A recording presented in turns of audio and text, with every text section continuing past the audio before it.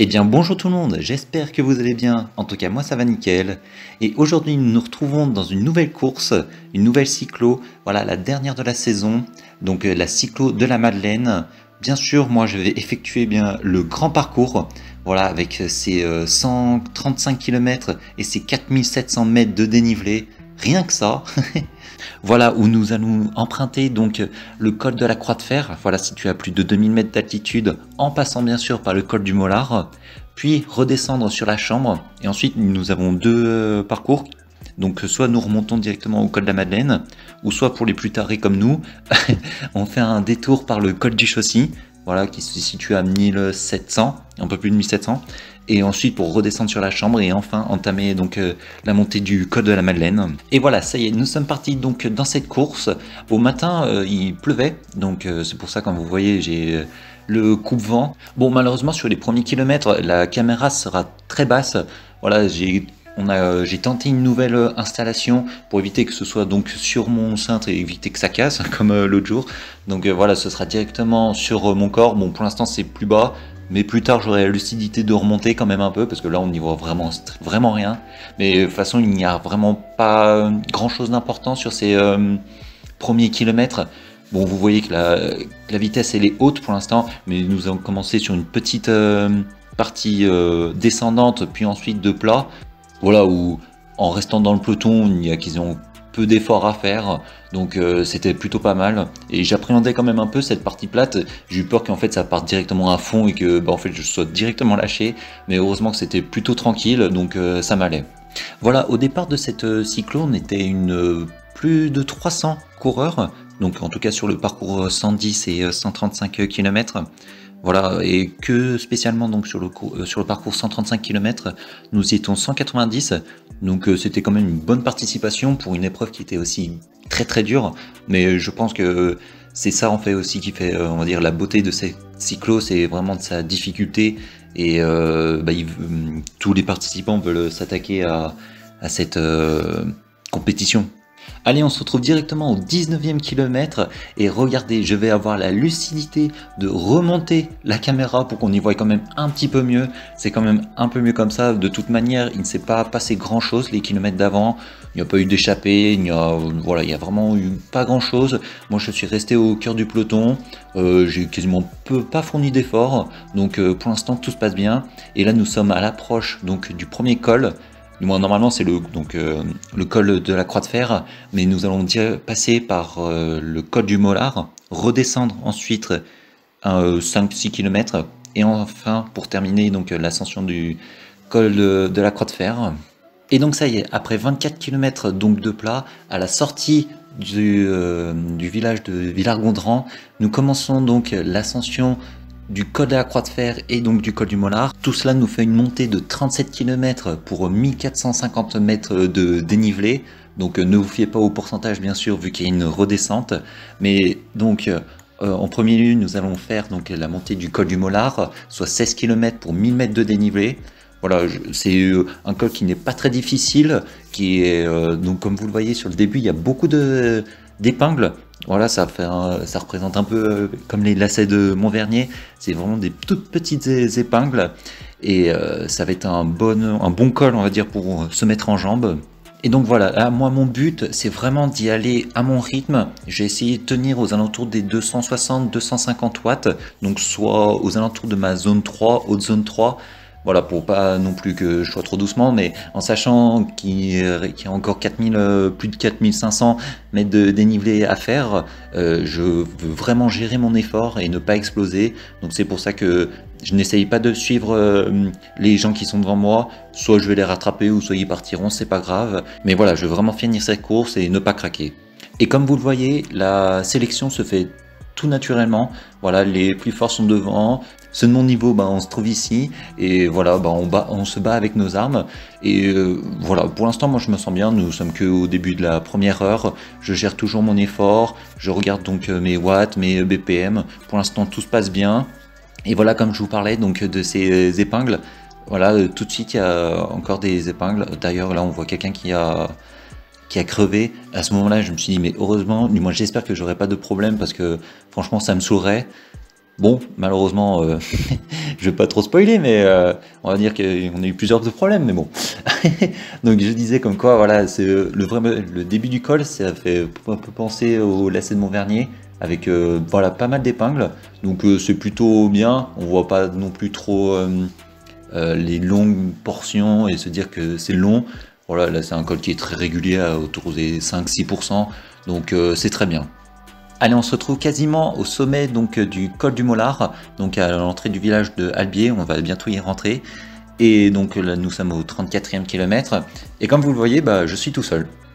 Ça peut être un peu paradoxal, mais sur le nombre de participants, bah, je me retrouve tout seul. Devant, ils sont quand même assez loin pour que je les rattrape. Derrière, il y a quasiment personne.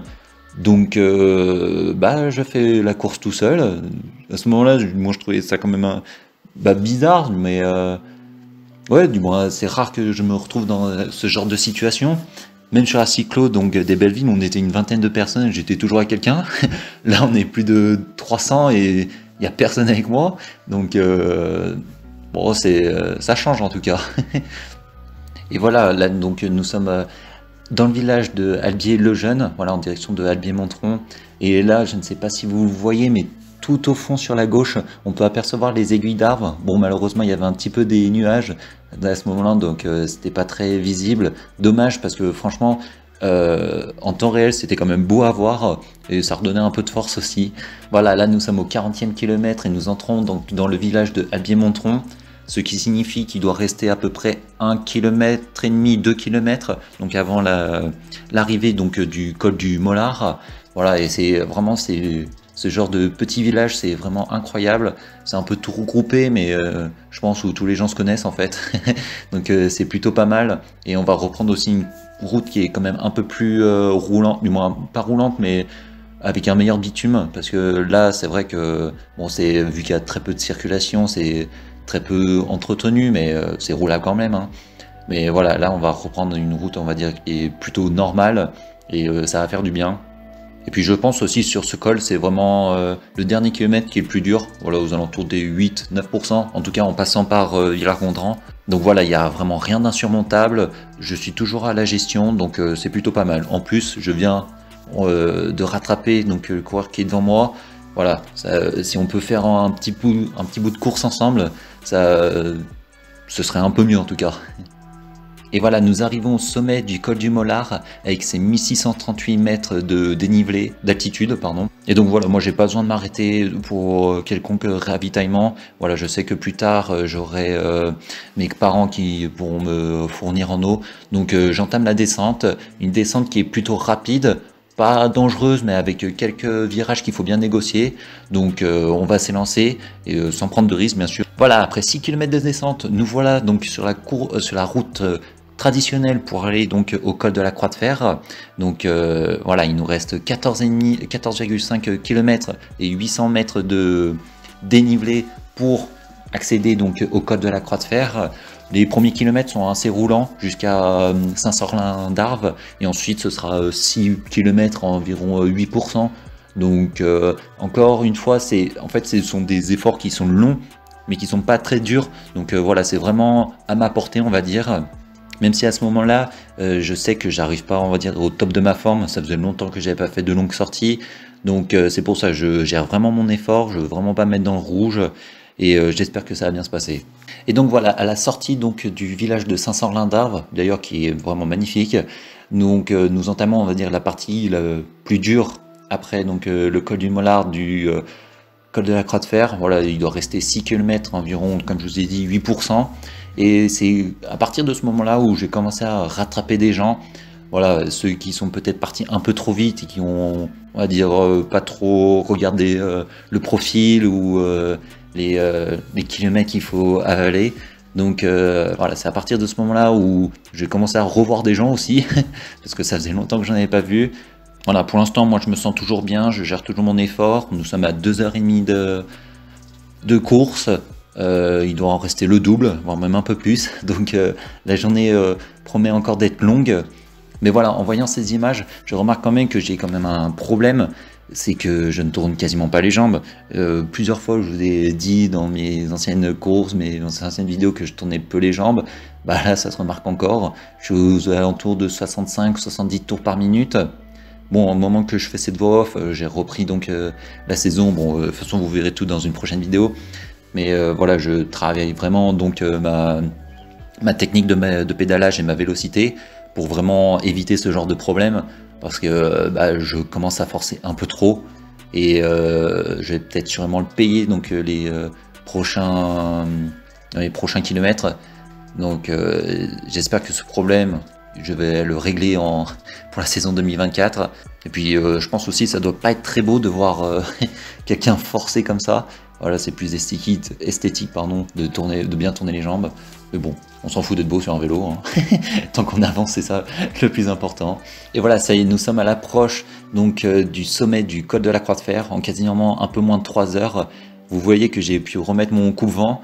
Donc ça a été vraiment pas une partie de plaisir, voilà, pendant 2-3 minutes je me suis bataillé pour le remettre et pour éviter que je m'arrête, donc ça a été dur à le mettre, mais voilà, je l'ai enfin mis parce que au sommet du col de la Croix de Fer il faisait 6 degrés, voilà, c'était vraiment pas la joie, surtout en début du mois d'août, donc voilà, il faut bien se couvrir, surtout pendant la descente.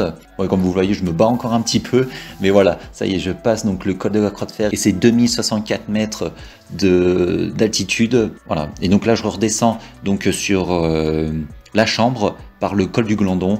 Voilà, une route que je connais vraiment, que je connais bien, oui, où il faut bien négocier. Donc c'est pas une route qui est très large sur le début du col du Glandon, mais qui est très rapide aussi, donc il faut vraiment faire attention. Mais vu que je connais plutôt bien, je vais essayer de mettre à profit mon habileté dans la descente, on va dire, pour pas trop perdre de temps et puis pour prendre du plaisir aussi. Et ça y est, on se retrouve au bas de la descente. Voilà, qui a quasiment duré une demi-heure. Bon, c'était pas non plus une demi-heure de descente, mais je pense qu'il y avait bien 20 minutes de descente. Et là, donc, on a repris un peu le plat. On reprend le début du parcours, vu que j'effectue le 135 km comme parcours. Voilà, ceux qui effectuent le 110 km, ils montent directement au col de la Madeleine. Mais vu que moi je suis un peu con, et ben je me suis inscrit sur le 135 km pour faire le col du Chaussy et ensuite le col de la Madeleine. Et là, comme je vous ai dit, au sommet du col de la Croix de Fer, il faisait 6 degrés. Et là, au pied donc du col du Chaussy, où on va bientôt arriver, il fait une trentaine de degrés. Et ça, je pense que je n'ai pas trop assumé. Voilà, comme je vous ai dit, la chaleur, c'est vraiment pas quelque chose que j'aime. Et je pense que ce changement de température en 20 minutes, 20-25 minutes, ça m'est vraiment pas bénéfique. Voilà, il y a des personnes qui supportent plus la chaleur, mais moi, pas du tout. C'est vraiment un point faible. Mais voilà, je vais essayer de boire beaucoup d'eau pour essayer de faire redescendre ma chaleur corporelle, parce que je sens autrement que ça va pas bien aller. Mais voilà, en sachant que donc le col du Chaussy, c'est un col que j'aime bien faire. Voilà, surtout en passant par donc les lacets de Montvernier, qui sont vraiment magnifiques à faire. Si vous avez la chance de faire, n'hésitez pas. Mais voilà, comme vous voyez, on a rattrapé pas mal de monde, donc dans la descente et sur le plat. Mais malheureusement, je vais pas pouvoir tenir ce rythme. Pourtant, c'est pas un rythme qui est très soutenu. Bon, sur le début, bien sûr, parce que à l'entame des lacets, c'est vraiment du 8-9%, voire même 10% là, à ce moment-là. Donc à ce moment-là, et oui, il faut fournir des watts. Mais bon, je vais pas du tout tenir ce rythme et je vais complètement craquer. Et je pense que cela est dû à cette chaleur. Sur le moment, ouais, j'avais vraiment très chaud. Et j'espère que ce problème, je ne les aurai pas les prochaines années. Peut-être mieux s'entraîner quand il fait plus chaud ou je sais pas, habituer mon corps donc à cette chaleur. Voilà, il faudra peut-être travailler, il faudra que je regarde si on peut travailler cela, tout ça, mais pour l'instant, on sait pas, on parle pas, on évite de parler de 2024 là, on parle de cette course. Et donc voilà, comme je vous ai dit, là je me sens vraiment pas bien, je tourne ma zone 2, j'ai vraiment pas la tête à faire la course, là je suis plus dans une optique où je me bataille. C'est vraiment dur ce moment-là. En plus, je suis tout seul. Bien sûr, ceux qui étaient avec moi, ils sont tous partis. Derrière, il y a quasiment personne. Ouais, pour l'instant, là, c'est vraiment dur. Je me bats comme je peux. J'essaye de beaucoup boire, comme je vous ai dit, mais il n'y a rien qui passe, hein. C'est compliqué, hein. Pourtant, au niveau des jambes, ça va plutôt, mais c'est un ressenti général en fait qui fait que je n'avance pas trop et que bah, c'est compliqué. Pourtant, je donne le meilleur de moi-même. D'ailleurs, là, nous sommes au dernier kilomètre donc, de ce col. Voilà, ça a vraiment été dur, très long. Voilà, en plus, vu que je le connais assez bien, bah, je sais tous les virages, combien de kilomètres il reste, tout ça. Donc, quand on commence à calculer combien de temps il va me rester, tout ça, c'est qu'on est mal barré, en tout cas, normalement. Et voilà, donc on venait de dépasser donc, les 100 km, donc en un peu moins de 5 heures. Ça fait un peu plus du 20 km/h de moyenne. Voilà, avec là, à ce moment-là, on doit être aux alentours de 3100, 3200 mètres de dénivelé. Donc ça fait une grosse sortie, montagne. Mais voilà, là en sachant qu'il me reste plus qu'un kilomètre, je me dis que ça va le faire. Et puis il faudrait espérer de retrouver des jambes ou que ça aille mieux en fait dans la descente pour effectuer la montée du col de la Madeleine, parce que autrement ça va être vraiment très dur, hein, et très long surtout. Donc là déjà nous arrivons donc au sommet du col du Chaussy, et au moment donc d'arriver au sommet, je rattrape un cycliste, donc ça commence déjà à mieux aller au niveau de ma tête, on va dire. Voilà, ça me redonne un peu de force. Voilà, comme vous le voyez, je continue toujours bien à manger, bien à boire, parce que bah, il fait toujours chaud et puis il faut bien se nourrir dans ce genre de compétition. Voilà, parce qu'on perd énormément de calories, puis il faut donner du sucre pour tout simplement avancer. Mais voilà, là nous arrivons aux 5 heures d'effort. Voilà, ça commence à être vraiment très long, et en sachant qu'il doit rester encore plus d'une heure et demie, voire 2 heures même. Donc voilà, c'est encore long. Et voilà, là, nous sommes sur des pentes à 11% là, pour terminer ce col. Et voilà, j'avance vraiment pas, autour des 50 tours par minute. C'est horrible, comme je tourne pas les jambes et que je force là, je suis seulement à 9 km/h. C'est vraiment lent, hein. Sur le moment, je retrouvais pas trop que j'avançais pas. Là, en voyant ces images, bah, ça se voit que ça avance pas. Mais bon, là, voilà, comme vous voyez, nous arrivons au sommet, enfin. Voilà, avec ces 1550 mètres d'altitude, et je décide de ne pas m'arrêter au ravitaillement, parce que bah, de toute façon j'ai toujours à manger, j'ai bien à boire, donc grâce à mes parents, et voilà, comme là, je fais un signe comme quoi je descends direct, et j'essaye de me relancer, voilà, dans la descente, une descente qui est toujours pas, où la route elle est pas très large, mais c'est très rapide, donc il faut bien faire il faut bien faire attention parce que c'est dangereux. Voilà, évitez de s'en mêler les mots. Et donc ça y est, là je vous retrouve donc au bas de la descente, une descente que j'ai très bien réalisée, voilà, où j'ai pu encore rattraper des gens. Voilà, pour moi je suis pas du tout descendeur, mais il y a pire que moi, donc voilà, ça me permet de remonter un peu des places, et je sais pas pourquoi, je sais pas si c'est le fait de peut-être que ma charge corporelle est descendue, mais je trouve des jambes, du moins j'ai l'impression que je vais beaucoup mieux. Là sur ces premiers kilomètres ça va mieux. D'ailleurs c'est vraiment très dur. Le col de la Madeleine par donc Montgelafray. Voilà, c'est une petite route qui est assez irrégulière, où des fois il y a des passages à plus de 10%, des fois 7-8, donc c'est pas encore ma tasse de thé, mais je sens que je vais mieux que par rapport au col du Chaussy, donc ça me donne de la force, et franchement c'est plutôt agréable. Mais malheureusement tout va pas se passer comme prévu. Voilà, apparemment aujourd'hui c'était vraiment pas mon jour, et après seulement 2 km de montée, il y a mon pneu qui a explosé, pas ma chambre à air, hein, mais mon pneu. Voilà, je sais pas du tout ce que j'ai reçu. Voilà, on peut voir une petite entaille, mais je ne sais pas de quoi c'est dû. Voilà, parce que j'ai vraiment éclaté quand je remontais. Voilà, après 2-3 km de montée, j'avais pas l'impression d'avoir roulé sur quelque chose. Donc voilà, aujourd'hui j'ai fait preuve de malchance. Malheureusement, je n'avais pas un pneu de rechange. Donc malheureusement, j'ai dû abandonner. Je vais vous laisser avec mon ressenti à chaud à ce moment-là. Je pense pas que c'est plus lucide, mais voilà. Bon malheureusement, mon pneu il a éclaté. Je suis trop dégoûté, putain. En plus là, ça faisait 2 km qu'on montait. je me sentais bien, du moins je trouvais que j'avais retrouvé des jambes. Et malheureusement bah, j'ai éclaté là comme un con. Bon, en tout cas ça n'a pas été une course facile, hein. Que des emmerdes. Allez, courage. Encourager d'autres au moins. Bon, on peut voir, j'étais vraiment dégoûté à ce moment-là, bon c'est sûr, hein. Abandonner à cause de son pneu, c'est vraiment pas quelque chose que je voulais en fait. Et d'ailleurs, en début de vidéo, quand je vous disais comme quoi il y en avait un qui avait crevé, je me suis dit j'espère que ça va pas m'arriver ça, pile ça m'est arrivé. Donc malheureusement c'est comme ça, hein. Il y en aura d'autres, puis j'espère que les prochaines fois ça va mieux aller en tout cas. Mais voilà, je voudrais quand même remercier les gens qui sont passés encore après, en attendant donc que mes parents viennent me chercher.